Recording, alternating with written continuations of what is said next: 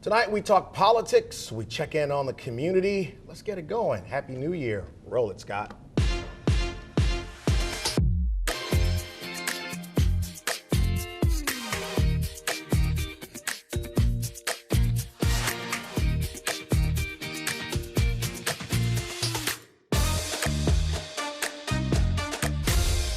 Hopefully you had a great holiday season. Hopefully you ate a lot, enjoyed family a little bit, and hopefully you're not one of those people at the gym about to kill yourself because you set that resolution. Don't do it. Avoid it.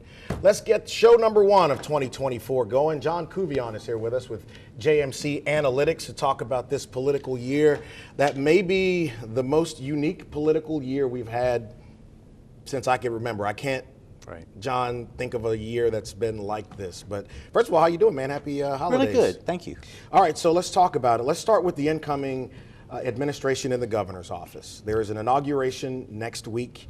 What is your expectation for soon-to-be Governor Jeff Landry?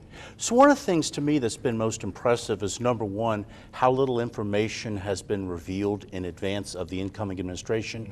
That suggests to me that there's very strong message discipline that's going on.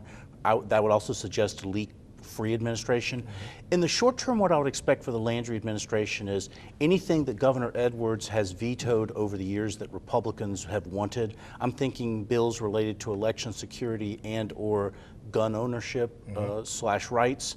I would expect those to get quick treatment this year.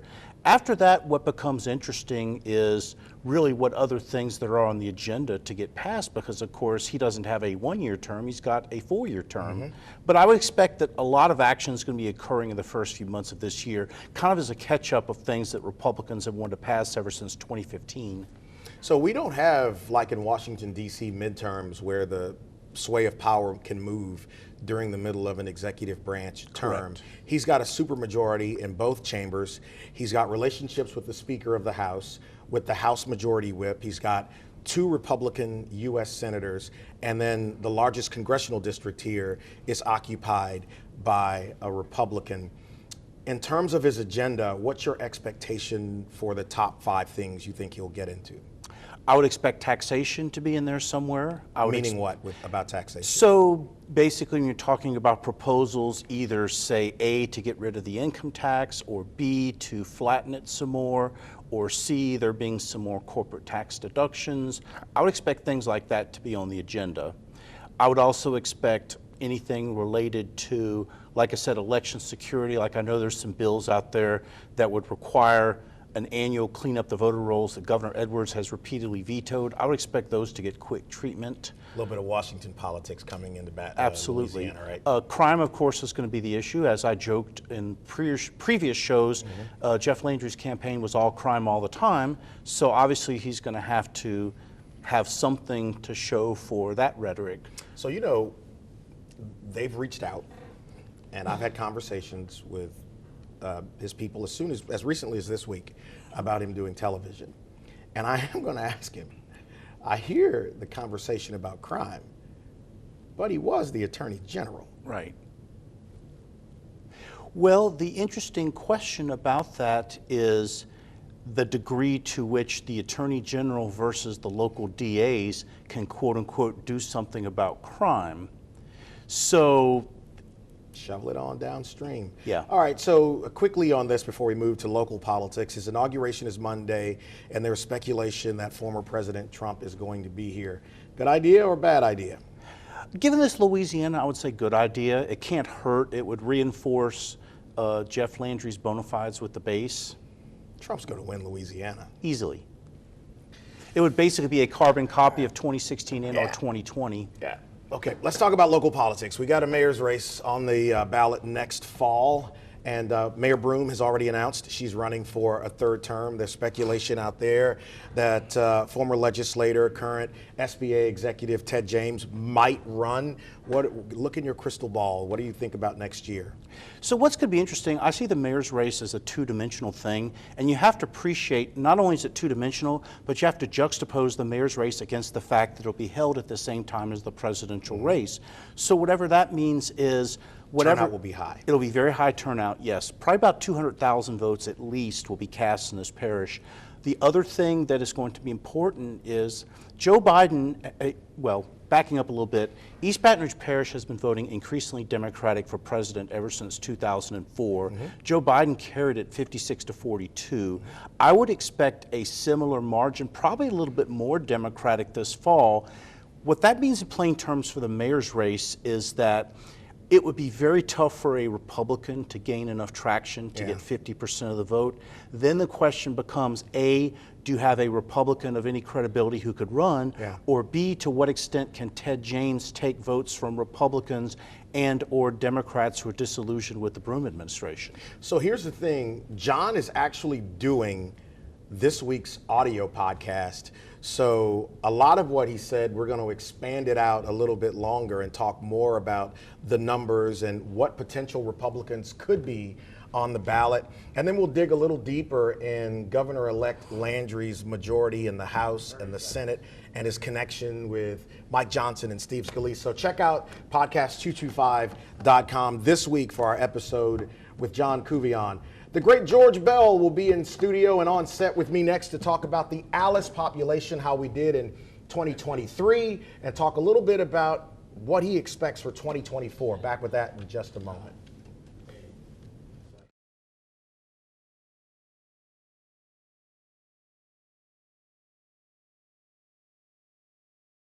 He is the Chief Executive Officer of the Capital Area United Way, and one of my dear friends, the great George Bell, is here, musician, community investor, and the person with the information on Alice. So if you've never heard about Alice, let's talk about Alice. Alice is not a person. Alice is a category. And Alice is asset limited, income constrained, and employed. Very good. How about that, man? Studied all night for it. Studied all night. Let's talk about Alice and what it means to this community and communities across the country. Certainly. Well, first of all, Happy New Year to you. Happy New Year, brother. Thank you for the opportunity to come on the program again to talk about Alice. As you said, Alice is asset limited, income constrained, but employed. But when we talk about or think about Alice, Alice is your neighbor, your church member, your co-worker who is working, first of all, but earns less than the basic minimum income to cover the basic expenses that any person or any household would experience. So United Way has pioneered this research, and our state was one of the early adopters of this research. And what it has shown us is that over half of our population in Louisiana and 55% of our population in East Baton Rouge Parish lives below that Alice threshold. Now, how does that affect people and their ability to make good choices or have access to good choices? First of all, when you don't have enough money to cover your basic living expenses, and that's no frills, that's the basic essentials of rent and housing, transportation, food, all those expenses that are necessary. Doesn't include vacations, doesn't include eating out. But when you don't earn enough to cover those basic expenses, it puts you in a very tough position on a regular basis. And that population, when you think about over half of our population falls in that category, we have folks that are truly trying to make ends meet, but aren't able to do so. And we've talked about this before. There are people in our community who are one missed check or one unforeseen incident happening from potentially being homeless. Exactly. Or losing their car. Exactly. Or not being able to buy groceries. And I don't think people understand, you're not talking about homeless people. You're not talking about people who have nothing. You're talking about people who go to work every day. Exactly. Who are one catastrophe away from just, absolutely being devastated. How do you address it and fix it, though? Well, we see it and we hear it, and one of the things we do is we have what's called the 211 information line. That line helps make it possible for folks to call and receive information real time about where they can receive assistance. Anything from rental assistance, from food insecurity, food pantries, where can they find safe child care options available to them. That's one of the things that we do at United Way. We curate the list of resources that are made available. The second thing we do, and I'm very proud of this fact, is that we track all of those calls, those 211 calls, and we take that information and use that data to make informed decisions about where and how we invest in programs that are serving the Alice population. So we did that just recently, and we used the 211 data to help inform our decision making, and it allowed us to not only use the dollars that we had originally, but we were able to draw from the McKinsey Scott dollars that we received, and we doubled the amount that we were going to invest based on that 211 data. So real-time adjustment. It's so fascinating, the work that you do at United Way. You know, in the next segment, we're going to talk about the tax assistance program. Certainly. And you know, we're in that season now, and it's fascinating if you've not heard about how this works and the benefit. And quickly here, and I don't want to change gears yet, but just quickly, how much did you guys deliver for people last year? So we did over 6,000 tax returns last year, and it brought back into the community over $9 million. It's huge. So when you're asked to give to the Capital Area United Way, you know where it's going. But we'll come back and talk with George, and we're going to introduce you, if you have not yet met her, Lakeisha Robichaud, who leads a new chamber in town. I'm proud of them, and you'll hear what her vision is for the city. Back with that in just a moment. So you heard about it, and tax season, I guess, is officially underway after the first of the year. This is a program done by the Capital Area United Way, the free income tax preparation program that's going to be at the EBR Main Library on Goodwood, February 3rd, 8 a.m. to 3 p.m. George, let's talk about this. How long have you been doing this program, by the way? Oh my goodness, it's been probably 10 years or so that, Wow. that we've been doing it. I've been with United Way 7 years, so but each year we have really tried to double down on it to increase the volume of support that we provide. And you think about Alice, you know, this program of offering free professional tax preparation assistance to Alice families, low to moderate income families, hits right in the heart of you know, how we can help them. So who qualifies for assistance in this program?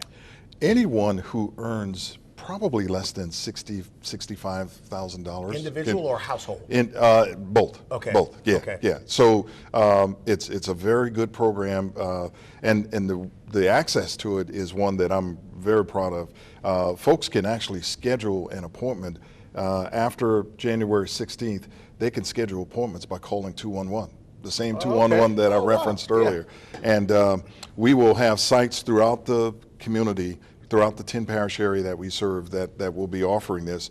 But the big day is Super Tax Day, and that's on February 3rd. That's where we set up at the East Baton Rouge Parish, the main library, and on Goodwood. And that's where folks can come in and have their insurance prepared. Now, you can go to our website to get the information as to what you need to have. CAUW.org. I think Capital Area United Way, CAUW.org. A great website. I was on there yesterday looking up some information about the program. And you know, and I'm pretty proud of what United Way does as a board member. You know, I want to talk a little bit in the next couple of minutes about 2024. I know that you kind of, in your profession and what you do in the community, you have to look far afield at what the year can be. What are your goals and expectations for this year? Well, obviously, each year our goal is to grow the revenue base that we need to provide the services that we provide. But along with that, we're headed into what I consider a once in a 100-year opportunity, and that is the year 2025. Our local United Way will celebrate its 100th year of consistent operations, which is a big deal. It is a big deal. So we're planning some very exciting things that we hope to culminate with that major centennial event, and it's something that we will hope to engage our entire community. Because you think about 100 years, we've had corporate support, we've had individual support, we've had volunteers. You know, thousands of volunteers who have helped us over the the term of our existence. So we're really going to make a big deal of it, but the focus will remain on the work and the people that we're serving, and that's what we're all about, and that's what's got us here. I've got about 90 seconds, and I've always admired your leadership style, because I think it's such a delicate thing when you're in charge of a team that's charged with big responsibilities. If you had to sum up your leadership style, how would you describe it? Well, first of all, I consider myself a servant leader, and my role is to provide a vision, provide the structure, but also to support the people that are doing the work.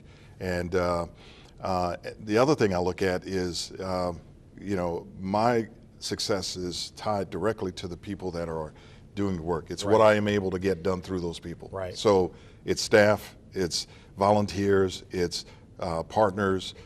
I look at the whole spectrum of support that we have available to us. And then I try and make sure I have the right people in the right place doing the right things. I love it. Scott, put that graphic back up about the tax assistance program again. If you're interested, as George described, households or individuals earning less than $60,000, you can qualify. You can go to the website. If you didn't hear what I said, put it in Google, people, and find the website and learn about this day, February 3rd. Appreciate you, brother. You're going to do the audio podcast this morning. I will. All right. I will. George Bell, up next. Lakeisha Robichaud is here talking about the Black Chamber of Commerce. Can't wait. Back with that in just a moment. So it's actually Robichaud, and I had it right the first time, and I won't say who I listened to who got me to botch that name, but it's Lakeisha Robichaud, who is the CEO of Chief of Minds and the president of the Baton Rouge Metropolitan Black Chamber. So let's start with Chief of Minds. What is that? So Chief of Minds, we are an outsourced human resources and organizational development firm. So for our clients, we make HR easy. We have workforce solutions for HR consulting, compliance, staffing, recruitment, you name it. We're their HR department. All right, and then what's your service area? So everything from staffing and recruitment, we serve, as far as the service area, we service nationwide. So not only just the Baton Rouge area, but also nationwide. We have clients. It's almost like a virtual HR director. Fractional, exactly. Many people call it fractional human resources. Smart. Exactly. All right, let's talk about the chamber. So you have been president for how long now? Since August. Since August. And what is the mission of this chamber? The mission of the chamber is really to create, grow, scale, and sustain Black businesses across the metropolitan Baton Rouge area. We really want to drive economic development within the Black community, and even beyond that, and help them sustain by connecting them with opportunities when it comes to growing and sustaining their business. You know, I like to tell people that investment in businesses that are in parts of our community that are largely African American has an impact on so many things. Absolutely. Quality of life, income, yes, and crime. Yes. Right? Yes. Where people are prospering and doing well, they are less likely to be doing something else. That's one of the reasons why this investment is so important. What's your top goal, or what are your top goals for 2024? Our top goals for 2024 is really close to what you said, to really be able to, one, drive the growth inside of businesses, which creates opportunities, because businesses are really the backbone, especially small businesses, because they create employment opportunities, if you would, which again, that's the economic factor, the income factor, which helps sustain the clients, the business, and the community.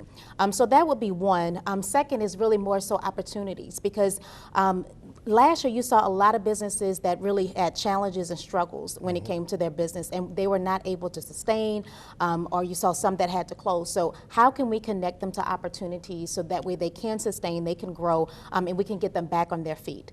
And then lastly is really to have the marketing and networking opportunities for business owners. You know, people talk a lot about cities around Baton Rouge, Houston, Dallas, Atlanta, in terms of their investment in every part of the community, and that doesn't seem to be the case here a lot. Why is that? Yeah, that's true. And unfortunately, I think it's because, one, the advocacy, often it's driven, but it's not continued. And then just the education behind it. We have programs that exist, so, and some of them really are doing a phenomenal job, but again, it's the awareness that's not happening. And then a lot of times, often, it's not also driven inside of the community, so that way they have access, to the knowledge, to opportunities. So we need to do a better job with bringing the educational opportunities, bringing the awareness, and then advocating for what we need, even in a political standpoint as well. We have to have those connections. Well, you heard segment one, we talked about the political landscape here next year with us having a mayor's race on the ballot. And then we've got the city council that's up, many of them for re-election.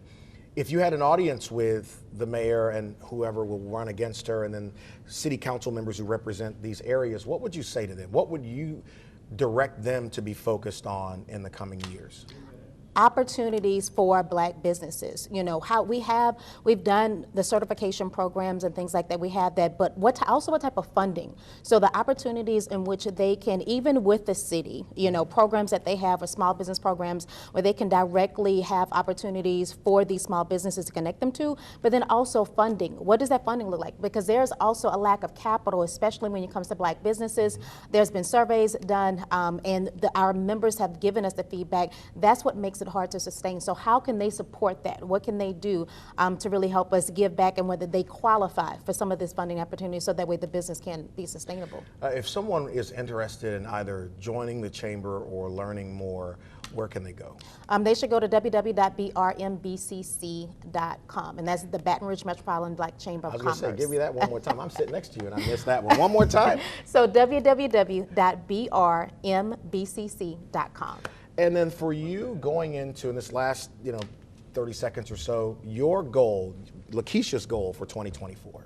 So Lakeisha's goal for 2024, many people talk about different words that they have, and my word for the year really is believe. And so I believe that with the community, with small businesses, because I'm very driven on growth and advocacy, that we can make positive change, that we can really grow and expand businesses across the Baton Rouge metropolitan area and beyond. And so really believing in the expansion, the growth, and the scales of our community, of our businesses, and then hopefully that expands beyond the state and city.